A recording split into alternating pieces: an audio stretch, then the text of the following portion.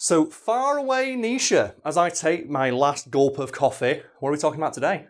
We are talking about SCP Containment Breach. So far away, Nisha, as is often the way on Wiki weekend days, whenever these go out now, would you like to explain to the lovely audience at home what specifically we're talking about today? So this wiki video is going to be about the SCP Containment Breach game. Okay, and I've not played this game, so this is going to be an experience for us both. Have you played this game? No, I'm too scared. Okay. But I've seen it played by YouTubers, so... Okay, well, my experience with SCP is mostly by reputation. We've had many requests to do an SCP article on Wiki Weekend Days, but I've no affinity for the series. But Nisha has assured me this one's going to be good, and I trust her decision more than a random person on the internet. But you can find a link to the wiki we're referring to below, and we'll start, as we often do at the beginning, which just simply is list of SCPs in SCP Containment Breach. And Nisha, what does SCP stand for again? It's Secure, Contain, Protect. That's it, yes. I know there's a whole bunch of lore behind this series, which is interesting. I have done the occasional wiki rabbit hole stumble. And correct me if I'm wrong here, Nisha, but the wiki is largely a list of cool ass creatures invented by random members of the public that this fictional organisation secures, contains, and then protects us, the public, from, yes? Yeah, because you get ones that are really dangerous, some that are safe. You get loads of different creatures, but they're all really interesting and weird. One of the reasons we never covered it on Wiki Weekends is because there's thousands of them. And I guess what we can do is we can go through the list of ones that appear in the game and then click on ones that we find interesting. So without further ado, list of SCPs in SCP Containment Breach. We start with SCP-008, Object Class Euclid, affects a prion which causes its victims to turn into zombies. So it's a pretty standard monster fare so far, but there's some cool-ass words in there, Euclid and prion.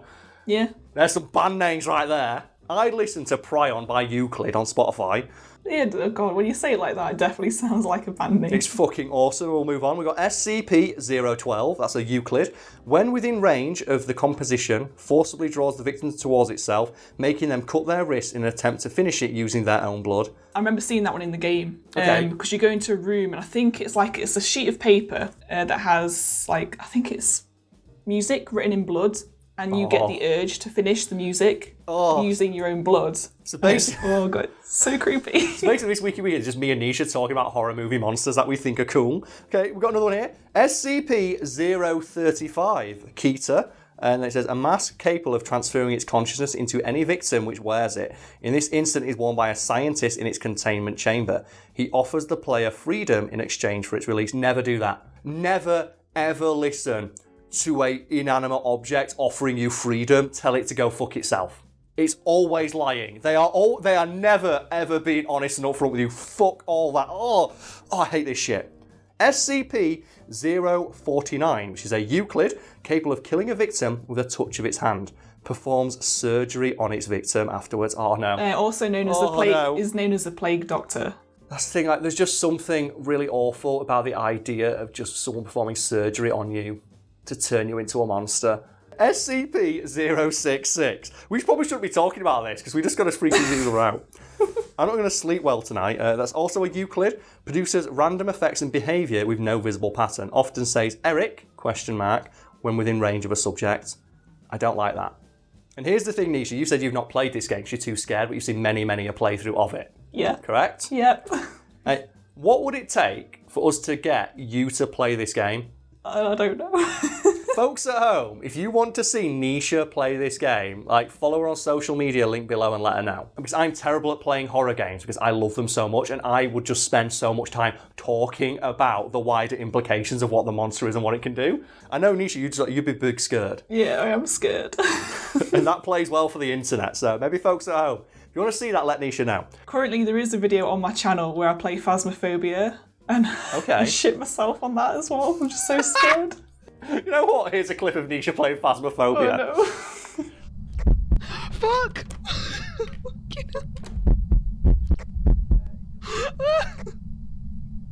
She walked straight through me.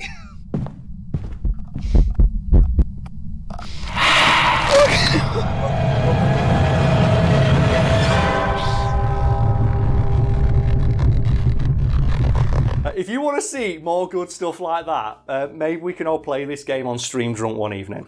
SCP-079 creates a loud, blaring sound when near CCTV monitors, attempts to halt the player's progress through varied means. So it's basically a sentient microcomputer. That's scary. That's an AI. Yeah, old AI, I think it's called. Like, AI is fucking terrifying. It's like, have you ever heard the thought experiment of like the machine that makes paperclips? No. Okay, so I'm probably going to butcher this, but it's a thought experiment about why AI is terrifying, or at least like dumb AI. Where, let's say, theoretically, you have a AI programmed to make paperclips. And whilst on the surface that seems pretty harmless, it's difficult to anticipate the decisions the AI will make to accomplish its end goal, because it does not consider the same thing as a human. Yeah. Like, for example, like human life and the cost of doing so, because all it wants to do is make more paperclips. Yeah. And I think the end of like the thought experiment, it says, oh, the AI will destroy all of humanity because it's taking up resources for other things so it can make more paperclips. Oh my god. Or something like that. It's just the idea of like, that's why AI is so scary, because it's very difficult to anticipate the decisions it will make if it isn't guided by human consciousness and morality. And I love it. I love thinking about it so much. I love reading about this shit. SCP-096. A Euclid will chase down and devour any victim who views its face. I hate stuff like that. Okay, that's the Shy Guy. That is horrible, because in the game you have to go into the room it's in to get something, but you can't look at its face, so you have to like look at the ground and like move around him. Otherwise he chases you down. He literally will catch you. No matter where you go, he will catch you, and he's fucking terrifying. And you know what? I'm going to click on that one because I want to know what its face looks like. Oh god, that's a fucking horrifying. That's horrifying. Of course, it is the generic thing of just the screamy long-faced man. Yep. So here we have a description of SCP-96, a humanoid creature that is normally extremely docile. However, when someone views its face, it will enter a state of considerable emotional distress. It will cover its face and begin screaming, crying, and babbling incoherently, briefly before chasing down the player who viewed its face. It will not stop until it reaches the person's location, after which it will proceed to kill them. Afterwards, it will regain composure and become docile once again. Oh, it's so creepy. And I'm pretty sure as well, I've like read the original one for this on the SCP Wiki, and they have like in-universe talks of, yeah, we had it like underground in a bunker, and it just burrowed through solid concrete until it found the person who viewed it on a CCTV monitor like 8 miles away. Nothing will stop it. It's like, that's fucking horrifying. That's like The Ring, isn't it? SCP-173. Euclid, capable of moving at high speeds when not in direct line of sight. Its direct line of sight snaps the victim's neck. Is that the statue? The statue that poos? Yeah, so that's the sculpture, yeah. So that's like the main one. That's the first one you see, because he escapes out of his facility when you lose power. Which we're not allowed to show, I believe, because I think the original image that was used for that, because like SCP Wiki just use like random images found on the internet and says, oh, this is the monster. And I believe it's like a sculpture artist owns the rights to that and has sued people for showing it. I heard about this through the grapevine, just like, you know, my dealings on the internet, trying to stay abreast of things that are going on. Yeah. So maybe like there'll be a fact bar below clarifying, like, you know, the finer points of that. But I remember, yeah, there's an artist who owns that and gets pissed off when people post it in these like SCP wikis and shit. Yeah, that's like the main monster, I think, in the game, because it just appears everywhere. What I don't get, I'm pretty sure it's made of like concrete. Yeah, it's made of concrete, but it can like travel through vents and stuff. Yeah, I'm sure that it's like so weird. Well, it's basically just the Weeping Angels from Doctor Who, isn't it?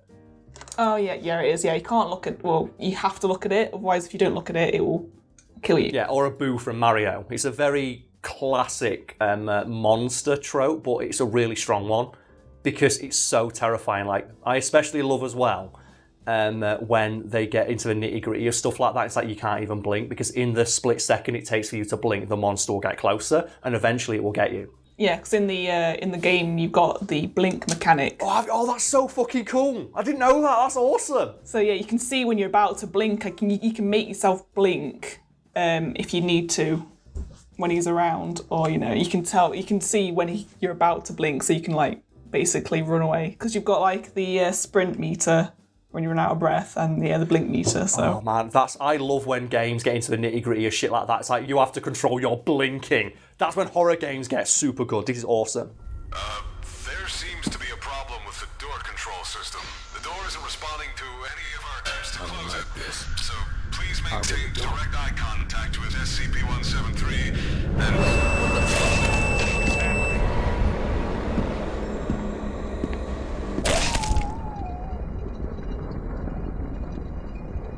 So let's move on. SCP-205. Euclid. 2 flood lamps that cast the shadow and events of a woman leading up to her death.